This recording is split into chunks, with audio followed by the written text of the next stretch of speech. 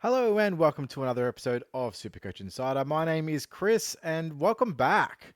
It's been a few weeks, guys, so it's big time apologies. I think I apologize like pretty much every time I start a podcast.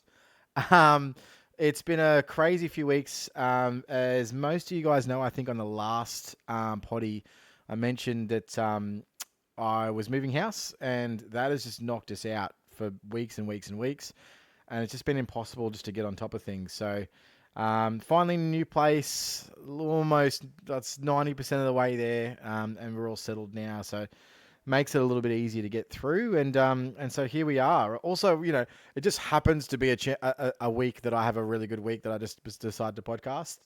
No coincidences there. Thanks to Swizz for carrying the team. Ben also, obviously. So Ben got married. I think it was last weekend. So he's had a few weeks off as well. And every time we've tried to record together, he's been like, "Dude, I'm like out. We've got wedding planning. We've got this. We've got that." I was like, "Okay, cool. That's all good." So Swizz has been carrying the team and the flag. And we did have a great time at the wedding. And there's some great snaps of Swizz, myself, and Benny Boy up there. Really proud of the guys. So yeah, it was a really really great day, and yeah, there'll be some more snaps going around. I'm sure that Benny will produce. Had to do something to take away the pain of losing to the Pies, I guess, and getting married was the next best thing. So good on you there, Ben. Now look, I'm going to go through my team. I will go through obviously my week this week, but I'm going to sort of go backwards to go forwards. Um, we'll start off obviously with the information you've got right there. So this week I did have a good week. I scored 2147, which really catapulted me up the rankings. I'm now ranked for the season 1692. So by far the best rank of the season, but it has taken a lot of time to get here and to get my team into a semi-decent shape. And it's taken a lot of trades. So I'm going to go back through the season rank and how it's all gone, and also the trades that I've done to get to this point, and then we'll jump into how the team is and so on and so forth. Um, so I didn't start well, and I think a lot of people sort of we sort of, if you followed a lot of my preseason stuff, it was a very mid-pricer focused strategy with the extra trades, and really what we didn't account for is how much guns would impact the best 18 strategy. Now, there's a couple of things involved with that. It's about the right guns. Yeah, having just a gun team hasn't really worked out because you've got guys like Jordan Dawson and Libba that hasn't worked out. Obviously, Clayton Oliver, definitely not. Um, there's LDU hasn't been great. So there's been a lot of really super premiums that haven't worked, but the ones that have absolutely fired. So if you were on those, you've got a great rank to start, and then you can modify your team and so on and so forth. I've had to, and one of the reasons why I do like a mid-priced approach is that it allows me to be flexible in my team. So what I mean by that is I'm not married to any picks, so I can just change them willy-nilly, like whatever, it's okay. So going back through the history, of course, in terms of the scoring that I've done, so round one, 21 20, 21, which obviously left me with an overall position of 46,216, which isn't great. So I started off at 46,000. Round two was obviously a buy round, and I went up slightly to 45,108. Round three, another buy round, had a big improve, so down to 13,404. So a lot of people in these starting teams, started with say a Tom Green, for example. Round three was the round where Tom Green wasn't there, and I actually capitalized on that. So I had a big bump. Round four, decent week, could have been better. I'll go through that a little bit later. But went into 8,818, and then this week, obviously my best week.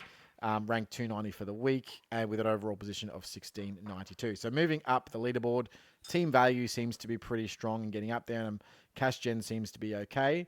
But let's go through the trade history. Now, I'm just going to check if you can actually even see these on OBS. Yeah, you can. Okay, cool. Sweet. So you can only see the most recent ones. Let me just shift this for a second. Whoa, that's not what I want to do. Here we go. I'm just going to move this over here for now, and we'll move it back a bit later. All right, so round two. So obviously the first trades that I made, bang, I went straight out with Hayden Young. I wasn't waiting around. Now, Obviously, that's proved to be 50-50. Here's why I didn't mind it. I got in Sheasel. So Sheasel, right off the bat, role was there. He looked like a guaranteed top 6 keeper. Young did not. I was happy to make that trade for 30 grand straight up. The interesting one was Sanders. So obviously, Berry was on the bubble. I needed the extra cash to get to Sheasel. Someone had to be traded out, and I needed to generate cash, but also wanted Berry, and I didn't want to boost. So I went with Sanders, and the reason I went with Sanders was he was the sub that game.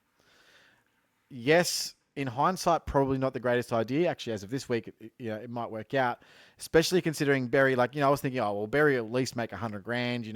He just hit 100.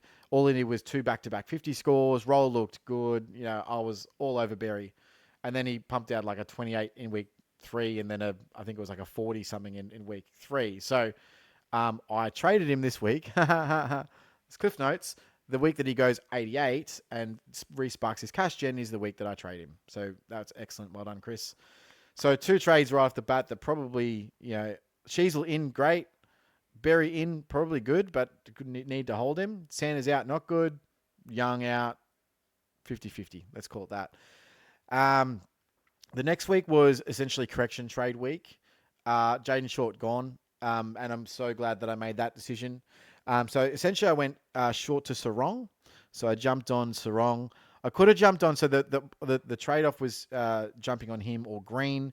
Obviously, that week I think Green had the bye or was about to have the bye. No, I think that was the week before. Yeah, so he would have had West Coast. I think he even scored 130 that game or something similar. Like nothing huge, but a pretty good score. I decided to go the Sarong route instead because obviously the bye situation. So that was the determining factor there. I traded out Wines. So what I've found out with Wines and the reason why I traded him was that, and I'll have a drink for this, but he's 4th banana in that midfield. Yes, you're welcome. Thank you. And look, Wines, I think he had a bounce back game this week, but then got injured the following week. So that's been a win trade, in my opinion. I don't think he's really going to be making cash. He's definitely not a keeper. He's sort of in that in-between phase, which is what he was for me last year when I had him. And I don't want that in my team. I want, top premiums, especially this early in the season. Like, you can probably get to the back end of the second set of buys and just like ride out a Wines type to the end of the year, but not this early in the season. You're going to lose too many points or too many premiums. Obviously, D'Ambrosio was a must-have at the time, and he looks like he's just restarted his cash gen as well. So he looks to be one that will make 150k quite easily. And then, of course, as I said, traded out Berry. This was Sam Berry. So Sam Berry had the 80 in round 1. And yeah, obviously had to trade him when he was sub and pumped out that dud score. So see you later, Sam Berry. And I got in Tom Powell as that keeper. So who has been a good pick. So he's averaging 98. He looks to be a forward keeper. Yeah, at 300k, you can't really ask more for that, more than that. Round 4 is where it got interesting, right? So I held Fisher longer than most people did, but I decided to bite the bullet in round 4. So he was gone. I decided to trade Dacos. Now, this was a bit of an experiment as much as it was trying to take advantage and get a bump in the rankings, essentially, right? So the theory behind trading Dacos was that I would eventually get him back. I'd trade him out. He's had a really bad break even. He was likely to get the Finn McGuinness tag, so I waited right up until the point where I knew Finn McGuinness was sub and was not sub, and then bang, traded him out. It was all done, right? Now I had options here, and this is where it sort of hurts a little bit. So my option here was to go Tuke Miller or to go Jack Steele. Now, unfortunately, I chose the Miller option. Now, why did I choose Miller over Steele? Actually, I do know what the reason was fixture. So I looked at the Saints fixture versus the Gold Coast fixture, and the Gold Coast fixture is insane, right? Steele has the benefit. He's kind of fixture proof at the moment. Like, that's how good he's playing. And I hadn't realized that at the time. It was probably a little bit, didn't have enough scoring capacity at the time. That week, I think he went 140, and the week after, 140 again. And I was like, oh, look, it looks like he's just going to go soft ton, and be good, but not amazing. It looks like I got that one wrong. opposed to that, Miller, I think his first round went 87, and then this week 133. So he's had one good week, one bad week, but I don't know. Look, he still looks like a season keeper, but I'm just upset that I didn't pick up Steele. All good. We'll just deal with it. The good news is, so Took still has 2 games against North, 2 games against West Coast, and another game against Richmond still in their cycle. And so that's part of the reason why I wanted to get Took, because their Gold Coast fixture is ridiculously easy. It looks to me like Gold Coast are one that could probably make finals just because their fixture is so easy. So keep an eye out for that. Obviously, Sam Darcy has been phenomenal, and I've actually got him on field now as an on-field scorer. And so the play from Dacos out, obviously Sexton just need to go because he was dropped. Dacos out basically was to Whitfield essentially at the end of the day. And the purpose was, okay, so if Dacos drops like a 70 or 80, he's got a huge break even. He's got to drop like 40, 50K. Then he'll have another break even when he comes back for the Port game. And then you can probably hold off and then grab him the week after Port where Collingwood's fixture opens up, right? And in that time, I would hopefully make at least 100 points and save maybe 80 to 100K. That was the plan. What happened was not that at all. So I had a very small win, but it still cost me a trade. So what ended up happening was Dacos obviously was tagged in the first half and he only got like 42 or 43. And I was cheering. I was like, I'm the smartest man alive. Like it was a meme. Like I was going out of my seat, right? And then that third quarter, he had 50 points alone and was on 96 at 3/4 time. And kicked a goal and looked amazing. They dropped the tag, obviously. But then in the final quarter, I got lucky. He only had 6 points. I think he had 2 touches the entire last quarter. And the Hawks were coming back. Like Collingwood had getting dominated. They were lucky they got out of that, to be honest. In the same game, or the same weekend, I should say, Whitfield in about 2 minutes into the second quarter had blurry vision and missed most of the quarter. I think he missed like 80% of the quarter and came back in like the last 4 or 5 minutes of the quarter. And he was on 28. So I was like literally sweating bullets being like, dude, if Whitfield doesn't come on, this is going to be the biggest choke of all time and the worst trade ever. But he did. He managed to come back on. And he managed to pump out an 87 despite the low time on ground. And despite the amount of clangers that he had, because he turned the ball over a lot going out of that back line that day. And I was like, wow, this is an error in judgment. But luckily he pulled together. He still got an 87. So I lost 15 points that week, but the gain was obviously for the buy as well. So the following week, Whitfield comes out, goes 109. Now that's pretty good. You know, I'd assume that 109 versus my lowest score that week, which is what would have entered the cycle otherwise, would usually be about 50, 60 points. So, you know, I make up the 15 points that I lost the week before. I've gained 50, 60 points. You know, I end up about 35 points, 40 points above. Not ideal, but at least I win. What turned out is that all of my rookies fired, and my lowest score for the week that was dropped out was Bont at 73. In terms of my fourth lowest score. So the lowest score that would have counted, if Whitfield wasn't playing, right? So it only ended up being a difference of 36 points, which meant that, so my gain for that week was 36. And then you take away the 15 points that I lost the week before, I actually only won out by 21 points and $36,000. So that one trade is what that cost me. And that definitely doesn't seem worth it to me. But it was a good experiment. At the end of the day, what I worked out with that is that it can work, but things have to go right. Like if I went Dacos to Steele instead, for example, all of a sudden I'm 100 points up and it doesn't matter. If Dacos drops to 70 and has a bad BE this week as well, etc., blah, blah, blah, he loses cash. He loses more cash. You win again. Like, so there are ways that it could have been a big win-win, but I only had a very minimal win. And I'm lucky that I did because it almost backfired incredibly. So I suppose the experiment was a good in terms of being able to try something new, and I did sort of gain, but it is a risk-reward strategy. It was fairly low risk, but it was also something that I wouldn't normally try because it is a trade. Like that could cost me 100 points at the end of the season, right? So you got to be mindful of what is going to impact you later in the year. So would I do it again? Potentially, but it was yeah, it's very situational. The writing's got to be on the wall. Um, yeah, it's just a thing that I might try again, but I wouldn't advocate it to anybody else. All right, moving on. So the next round, obviously, Grundy out. So look, what I decided with Grundy is he's not a premium. Well, he is a premium, but he's not even a top 3 ruck, which is what I thought. I had thought going into the season that he would be top 3. And when I say top 3, I mean averaging, say, 112 to 115. Nowhere near it. It doesn't look like he's getting anywhere near it. In our teams, he was only averaging 94. So we had the 137 in round 0. All of us were on board. And then bang, out pumps some really poor scores, and he's averaging 94. Now, probably comes out this week and goes 140, like classic, everyone that gets traded out of my team. But my idea was this: I just want to be over with the rucks, right? I want to be done with them. So I just wanted to bring in English, and that proved to be the biggest fail because English was the lowest scoring player on my side this week. So I doubled down. So I got rid of Tom Berry, and Blake Howes. Now I did bring in, so it's not all a loss.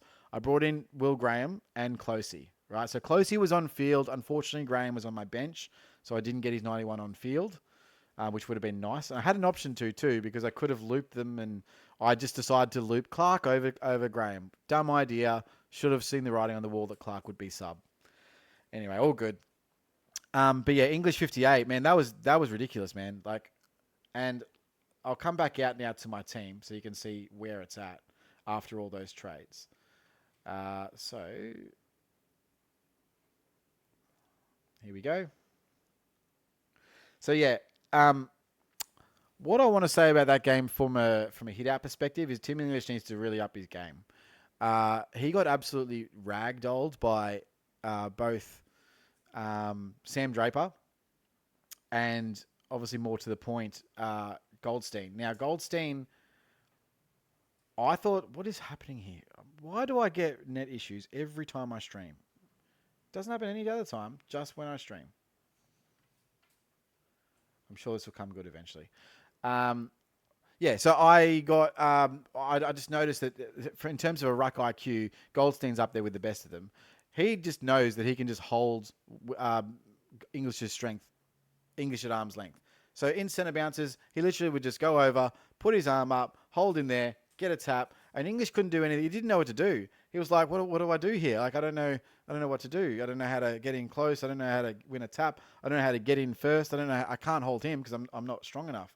And it was just it was absolutely like terrible to watch. It was disgusting. But then his around the ground stuff just was not there. And that was what was really disappointing. Here we go. I need to go back to field. There we go. So yeah, it was really disappointing to see English like that. He dropped a lot of contested marks that he would usually take. He dropped a couple of intercept marks, gave away free kicks. Like he was nowhere, and it was the worst game I've seen an English play in like probably an entire year. And that's funny because I didn't have him the entire of last year. So the one time that I get him in, he drops a 58, probably his lowest score for 2 years. Like just dumb, but whatever. Best day, thank gosh for best 18, right? All right, so let's go through the team now. So here's how it's looking. Let's move back the camera so that we're all good with this. There we go. All right. So Sheasel was an absolute jet. So that was a good trade in. Obviously, since the going into my side, he's basically averaged over 130, which is insane. I've now got Lockie Whitfield. So I've committed to the fact that Lockie Whitfield's going to be top 6 defender, and I think he will be. Or at least around that mark. What I think in defenders at the moment is that there's a clear top 4, and that's Sheasel, Ryan, Dacos, and Stewart. And then everybody else is a open slather. So you got, Whitfield. I mean, Yo's put his hand up. I'll talk about Yo in a bit. Nathan Wangani Malira. No, sorry, Naz Wangani Malira. You've got guys like Sinclair. You've got guys like Sicily, who obviously could come back at any point in time, but doesn't look like one that's going to be there now. There's quite a few in and around that mix. Even say a Jordan Clark is around that mix. You've got a splattering of guys averaging that. Nick Martin, of course. Dacos is obviously going to be in that top 4 region, I would assume. So fill out, in my opinion, your 4, and then whatever the other two are probably don't matter that much as long as they're around the mark. And that round the mark's probably somewhere between 100 to 105. Hayden Young looks like one that might go that way as well. So there's the guys that are going to go 110 plus, and then there's the guys that are around that 105, Dan Houston types and things like that. So Whitfield looks all right. His role is basically Nick Martin. So Nick Martin and him, they're just waxing in that back. There's no one on them. It's kick it to Whitfield, kick it to Martin, and they're going to be the users out of the back line, taking kick outs. They don't have that intercept game, which means that that's the difference between, say, a Ryan and a Whitfield Martin. Is that Ryan gets that role, but he also then goes and takes intercept marks and just boosts his score to the nth degree. Whereas these guys don't really do that. They let the intercept marks to the key defenders or whatever, and they're out there for the handball release or for the short chip and the mark and play on. So they're the run and carry types. Whereas Ryan's I'm just kick it to me. I'm going to kick long down the line and get points. So dude, the guy's insane. But he's going all right. Elliot Yeo, I've got to talk about Elliot Yeo, man. This is ridiculous. I saw a game yesterday. I saw the best game I've ever seen from Elliot Yeo by a mile. He even had 2 frees against and a 50-meter against, and two of those were in the last quarter.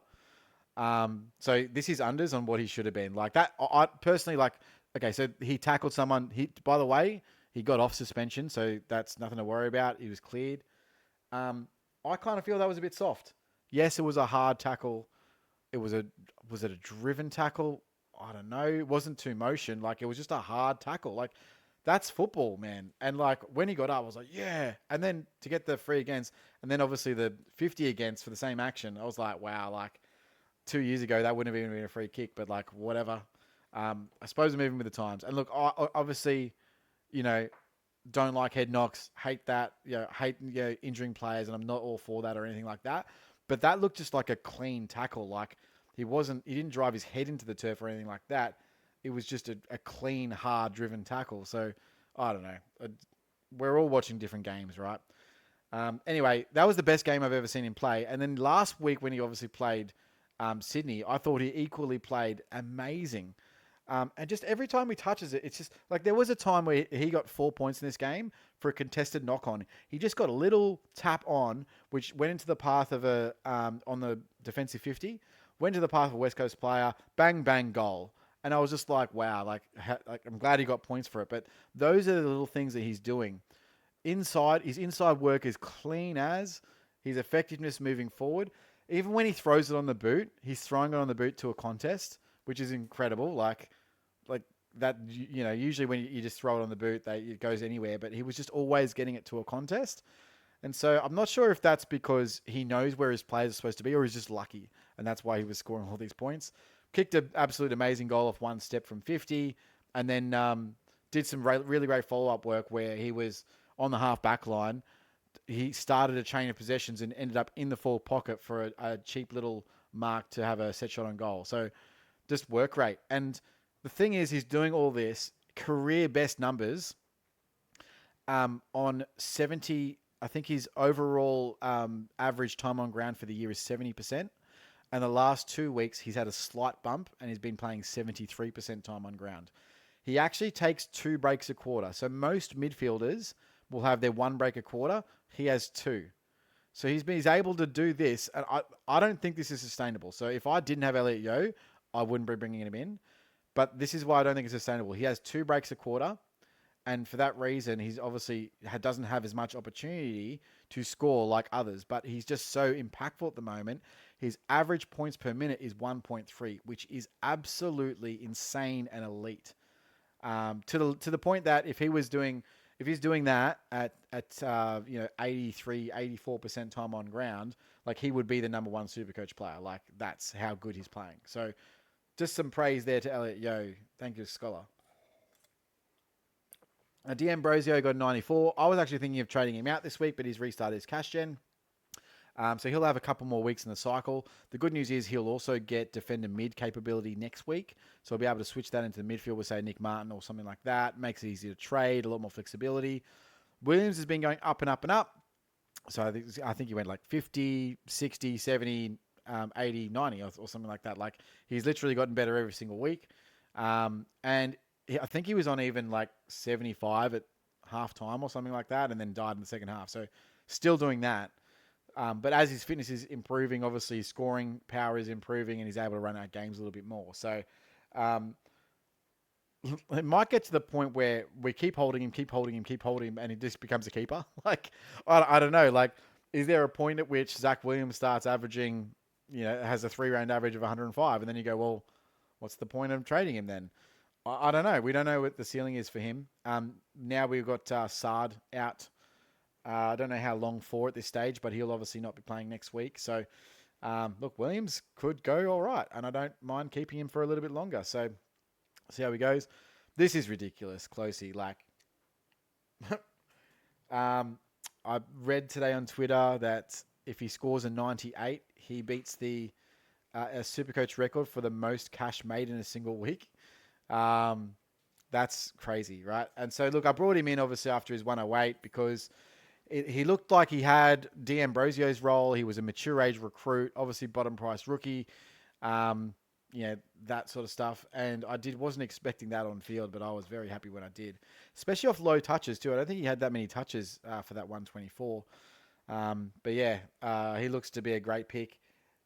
Who knows? I mean, could this guy be the Barlow or the Goulden or the Rockcliffe that we end up keeping all season at D6? There is a chance that could happen. So who knows? Getting to the rookies. So this needs to be fixed. Now, I've kept Hall because I think he will play at some point and make more money. Gipkiss was originally, I didn't want to keep him, but because the trades that I made, I needed X cash. I ended up keeping him. I've even considered trading him out this week, but I'd have to boost in order to do that, and I'm not going to do it. And the guys that are on the bubble this week, I've already got because obviously I traded him in last week.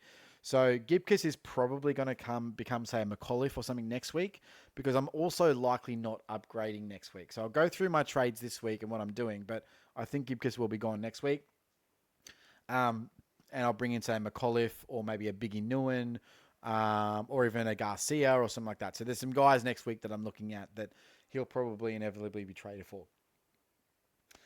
Bont. So this is good for those that obviously didn't start with Bont. He'll probably be high sixes. He's probably going to have a bounce back game this week. I wouldn't be surprised if he absolutely pumps out a really good score against St Kilda. But yeah, unlucky. There's other guys that I wish I started with. Bont to Steele is a lot of money, but here we are.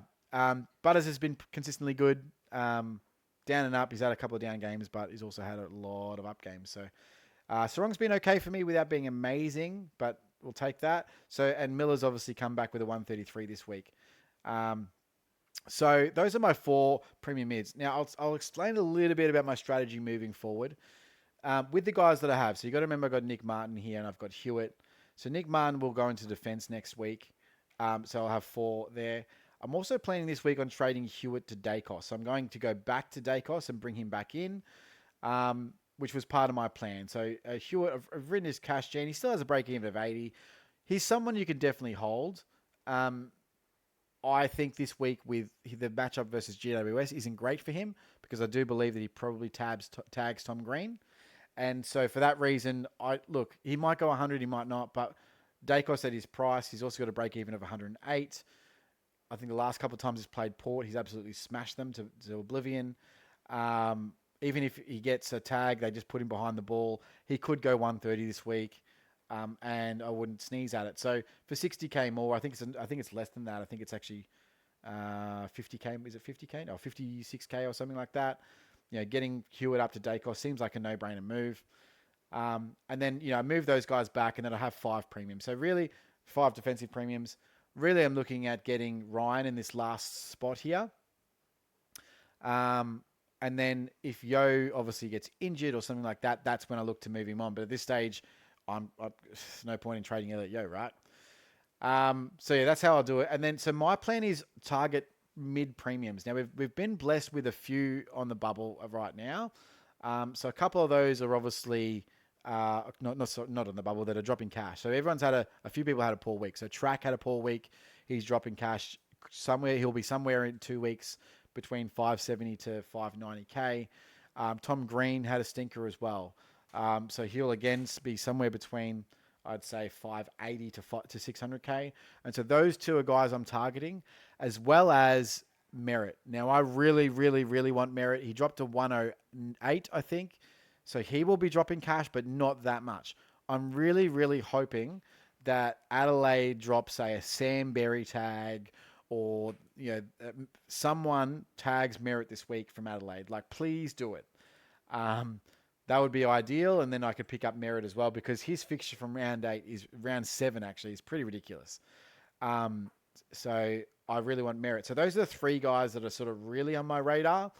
And then to fill it out with an 8 spot, it's someone like a Dawson whose role reverts back to a midfielder, or an LDU who comes back to form, or potentially even, I've looked at Oliver, but until his hand comes good, you really can't, you need to see it first.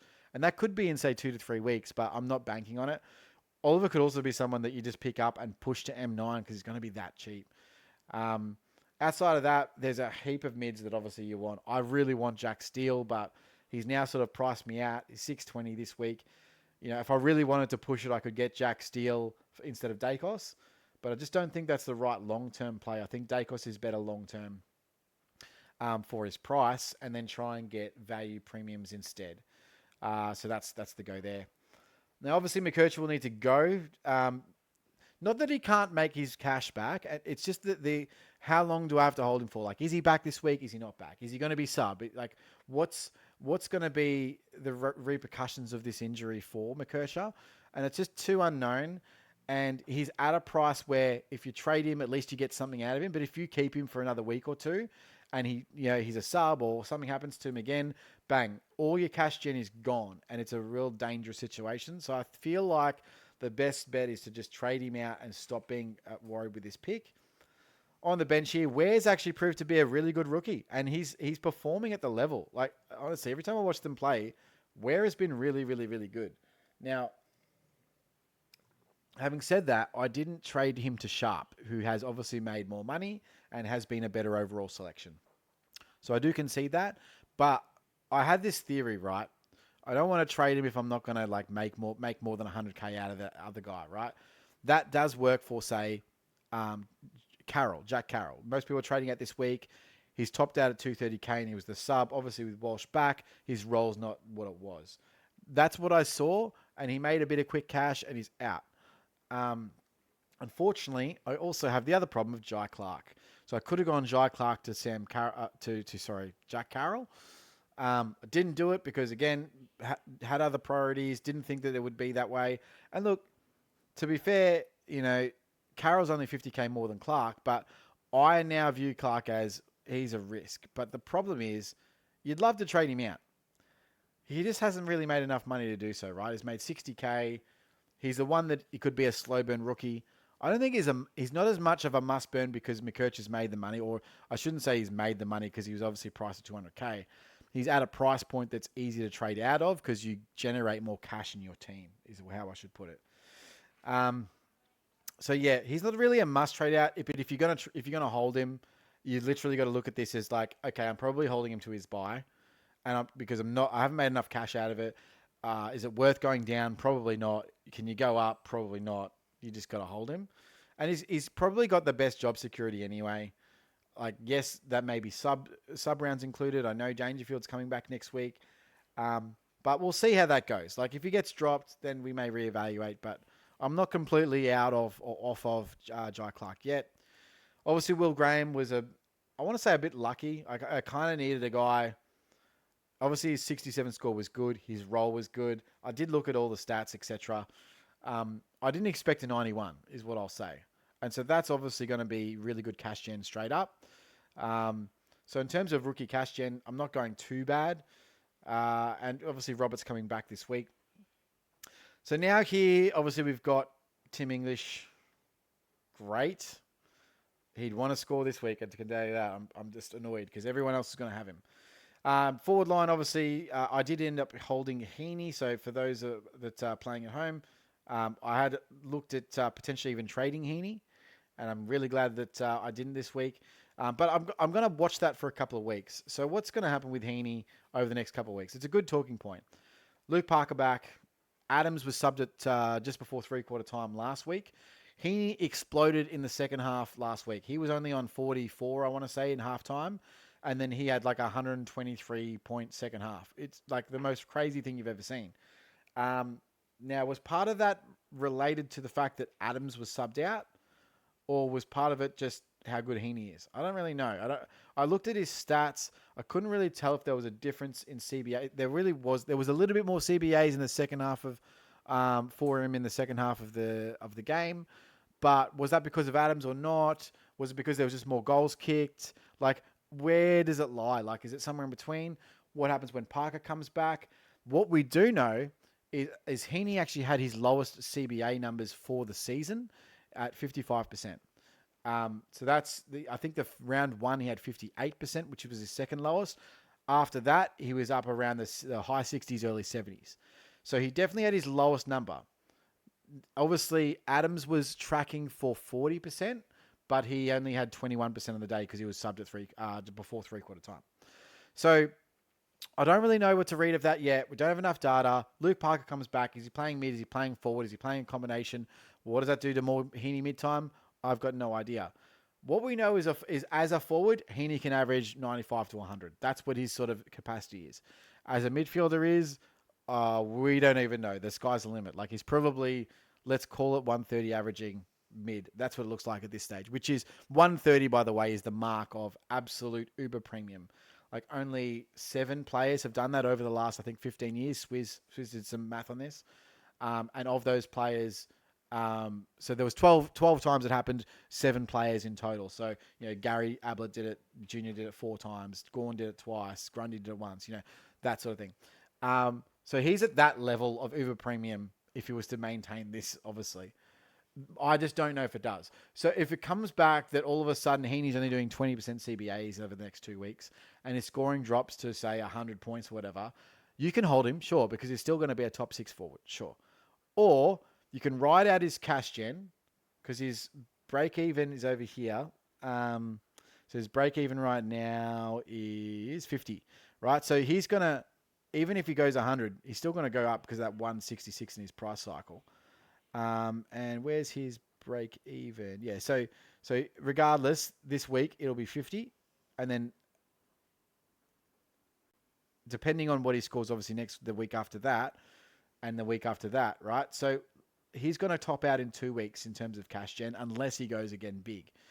So we'll be able to see the roll, monitor it, write out the cash gen when he's like 680k or whatever, something stupid, and then make a call as to whether or not it's worth trading him out, and then potentially even trading him back when he's back around 520k, which is what will eventually happen if that role shifts back to Heaney forward.